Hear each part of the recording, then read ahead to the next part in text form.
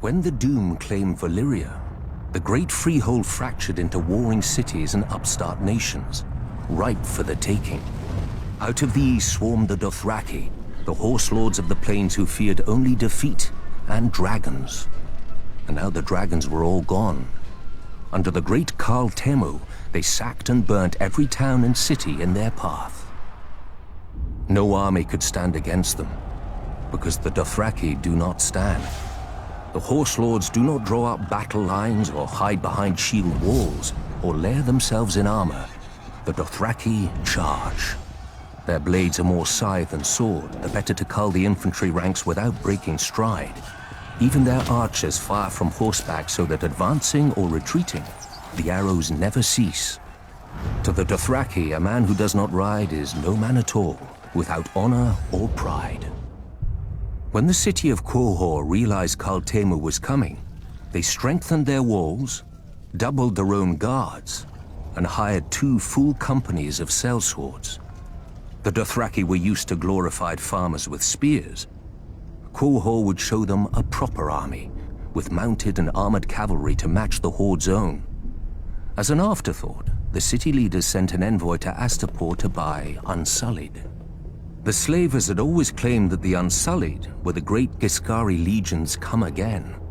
Few cared. The dragon-burned ruins of Old Gis were a stark reminder that the age of the foot soldier was over.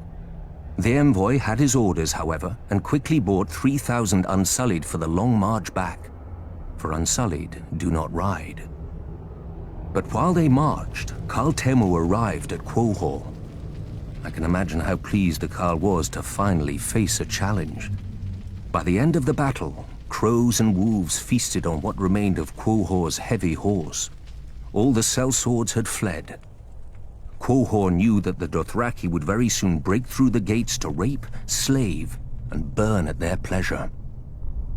Yet the next day, Khal Temu woke to find, before the gates, 3,000 eunuchs in formation, armed with only spears, shields, and spiked helms. The Unsullied had slipped past the Khal's army in the night while the Dothraki feasted. Khal Temu had many times their number and could easily have flanked the small force. But to the Dothraki, men on foot are fit only to be ridden down.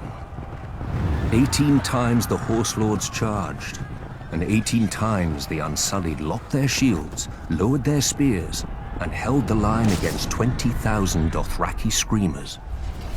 When the Khal's archers rained arrows on them, the Unsullied lifted their shields above their heads until the squall passed. And then they held the line.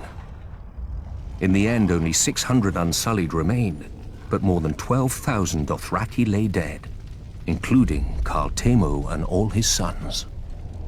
The new Khal led the survivors past the city gates, where one by one, each man cut off his braid and threw it down before the feet of the Unsullied, defeated and shamed forever. Since that day, the Unsullied fill the ranks of cities and households wealthy enough, or desperate enough.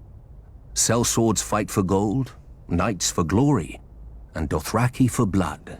To a man, the Unsullied fight only to obey.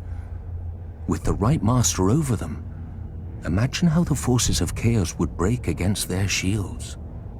The conquerors, the madmen, the usurpers.